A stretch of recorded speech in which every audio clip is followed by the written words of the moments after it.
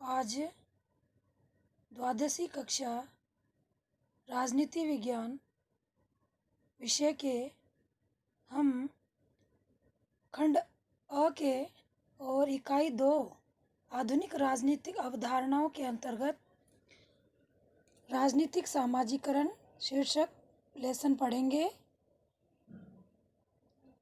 द्वितीय विश्व युद्ध के पश्चात जितने भी स्वतंत्र हुए, या वो एशियाई हो, अफ्रीकी हो एवं लैटिन अमेरिकी, इन राज्यों के अध्ययन के लिए तुलनात्मक राजनीति में अनेक नवीन अवधारणाओं का विकास हुआ। व्यवहारवादी क्रांति के अनुशासनात्मक उपागम पर जोर देने के कारण भी राजनीति विज्ञान में विभिन्न प्रकार की नवीन अवधारणाएं शामिल की गई। समाजशास्त्र एवं राजनीति विज्ञान के बढ़ते अंतर संबंधों के परिणाम स्वरूप कई समाजशास्त्रीय अवधारणाएं राजनीति विज्ञान में शामिल हुई, क्योंकि समाजशास्त्र के अंतर्गत ही राजनीतिक क्रियाकलाप, राजनीति गतिविधियों का अध्ययन किया जाता है। ये भी एक समाजशास्त्रीय विषय है। तो ये राजनीतिक अवधारणाएं जिनमें राजनीतिक संस्कृति, राजनीतिक सहभागिता, राजनीतिक विकास एवं राजनीतिक समाजीकरण आदि प्रमुख अवधारणाओं का हम इस पाठ के अंदर अध्ययन, इस किताब के अंदर अध्ययन करेंगे। आज हम राजनीतिक सामाजीकरण के साधन, अर्थात जिन साधनों के माध्यम से व्यक्ति का राजनीतिक सामाजीकरण होता है, उन पर हम एक नज़र डालें कि व्यक्ति में राजनीतिक समझ विकसित करने वाले समाज में अनेक संस्थाएं होती है, जैसे परिवार, शिक्षण संस्थाएं, राजनीतिक एवं सामाजिक संस्थाएं, सरकारी प्रक्रियाएं, जनसंचार के साधन इत्यादि। इनमें से कुछ संस्थाएं ऐसी होती है जो अनायास और स्वाभाविक रूप से राजनीतिक समाजीकरण करती है, जबकि कुछ ऐसी होती है जो औपचारिक तरीके से यह कार्य करती है। प्रायः खुले एवं लोकतांत्रिक समाजों में राजनीतिक समाजीकरण में अनौपचारिक प्रक्रियाओं की महत्वपूर्ण भूमिका होती है, जबकि चीन जैसे साम्यवादी और पाकिस्तान जैसे कट्टरपंथी राज्यों में सरकारी तंत्रों के माध्यम से राजनीतिक संस्कृति की जबरन घूट पिलाई जाती। कहने का तात्पर्य है कि उनके साथ व्यक्तियों को किसी प्रकार की स्वतंत्रताएं नहीं होती, बल्कि उनके जो राजनीतिक संस्कृतियां होती है उनको जबरन उन पर थोपा जाता है। उपयुक्त संस्थाएं किस प्रकार यह कार्य करती है, इस पर हम एक नज़र डालें। तो पहले है परिवार। तो परिवार किस तरह से व्यक्ति का राजनीतिक समाजीकरण करने में महत्वपूर्ण भूमिका निभाती है। तो परिवार है बालक की प्रथम पाठशाला मानी जाती है, जिसके माध्यम से बालक रीति रिवाज और परंपराओं को सीखता है। वह अपने माता पिता की आज्ञा को स्वीकार करता है, जिससे उसमें सत्ता का बोध होता है, यह अर्थात वह किसी के अधीन रहना सीखता है। इसके अलावा सबके साथ मिलकर रहने, परिवार में सहयोग करने, अपनी मांगों को मनवाने और किस प्रकार दबाव बनाया जाए आदि सीखकर राजनीतिक क्रियाओं की क्षमता विकसित करता है। सामान्यतः चुनावी अनुभव यह बताते हैं कि परिवार का मुखिया जिस राजनीतिक दल का समर्थक होता है, परिवार के अन्य सदस्य भी उसका अनुसरण करते हैं। कहने का तात्पर्य है, यदि आपके परिवार में कोई किसी एक विशेष पार्टी के समर्थन करते हैं, तो अन्य सदस्य भी, अधिकांशतः देखा जाता है कि अन्य सदस्य भी उसी पार्टी का समर्थन करते हैं। तो इस प्रकार राजनीति के प्रति प्रारंभिक समझ का विकास परिवार के माध्यम से ही होता है। राजनीतिक समाजीकरण में शिक्षण संस्थाओं की भी महत्वपूर्ण भूमिका होती है। जिस प्रकार बालक परिवार में जिन राजनीतिक अभिवृत्तियों को आत्मसात करता है, शिक्षण संस्थाओं में ये और भी अधिक मजबूत बन जाते हैं। विभिन्न पृष्ठभूमि के सहभागियों के साथ अनुकूलन करने की आवश्यकता से बालक राजनीतिक व्यवस्थाओं की विविधताओं और विरोधाभासों के साथ समायोजन करना सीखता है। कहने का तात्पर्य, जिस प्रकार बालक अपने परिवार में विभिन्न वर्ग समूह के साथ रहना, समायोजन करना सीखता है, और उसके बाद जब वह शिक्षण संस्थाओं में आता है तो वहाँ उसे अपने सहभागियों, सहपाठियों के साथ में विभिन्न वर्ग के लोग होते हैं उनके साथ समायोजन करना सीखता है, और विरोधाभास के अंतर्गत भी उसको रहना सीखने की कला विकसित करता है। वो बालक की शिक्षा जितनी व्यापक होगी, उसकी संभावना ज़्यादा होती है कि वह राजनीति में उतनी ही रुचि विकसित करता है।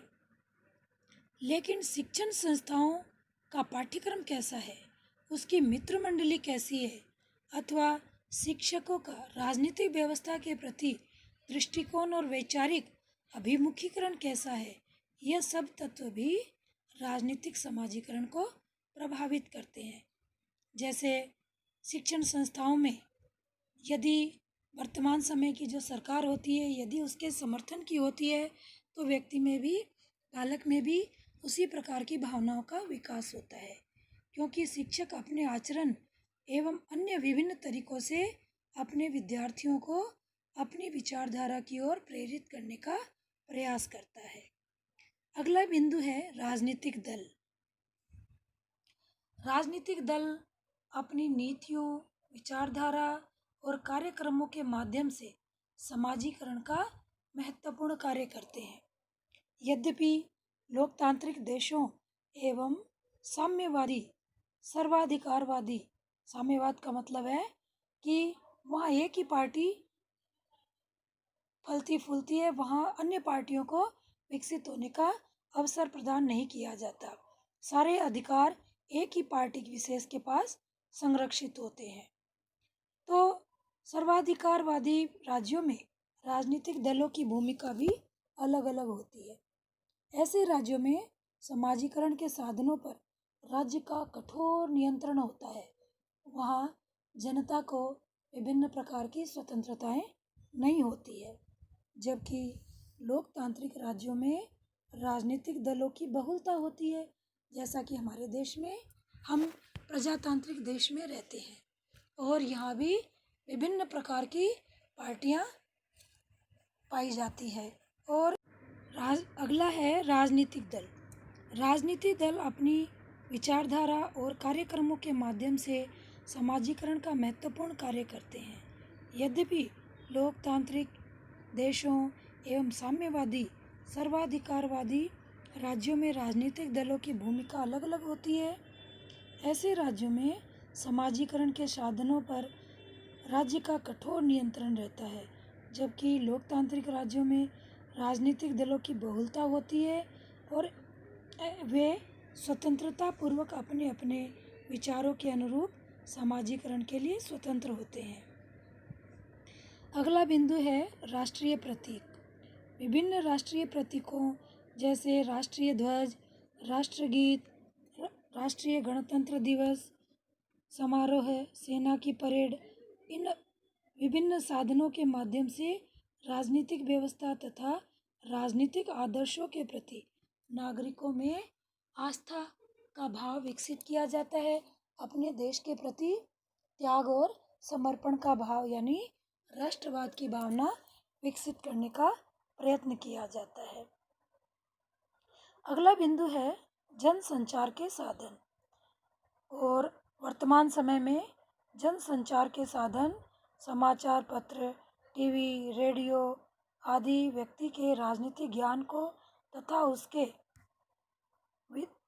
विचारों को दिशा देने का एक सशक्त माध्यम, एक मजबूत माध्यम बन चुके हैं।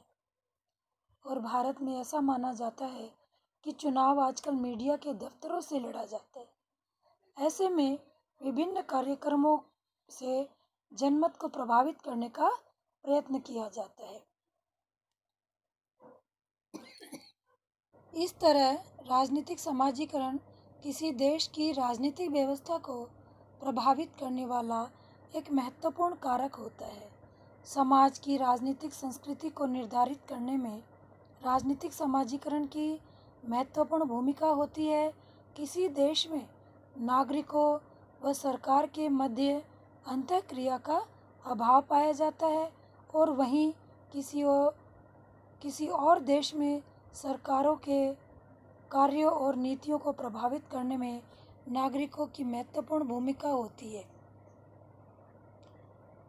यह अंतर वास्तव में राजनीतिक समाजीकरण के स्तर का अंतर होता है। कहने का तात्पर्य, किसी देश में तो राजनीतिक व्यवस्था को प्रभावित करने में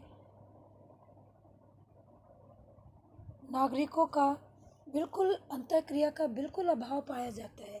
वहीं कहीं कहीं देशों में, किसी देशों में नागरिकों का वहाँ की राजनीतिक गतिविधियों को प्रभावित करने में बहुत अधिक महत्वपूर्ण भूमिका पाई जाती है।